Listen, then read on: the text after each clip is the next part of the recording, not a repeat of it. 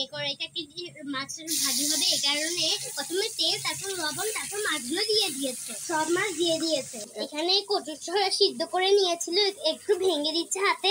মাছগুলো নামিয়ে নিচ্ছে, দেখুন সবগুলো নামিয়ে নিয়েছে। এখন দিয়ে দিল পেঁয়াজ, এখন দিল তেল, রসুন বাটা, মরিচ গুঁড়ো, হলুদ গুঁড়ো, লবণ, পানি, ধনিয়ার গুঁড়ো, সিদ্ধ করা ছড়াগুলো হাতে ভেঙে দিয়ে দিচ্ছে, দিয়ে দিল, সবগুলো দিয়ে দিয়েছে। আপনারা কে কে এভাবে খেয়েছেন বলবেন।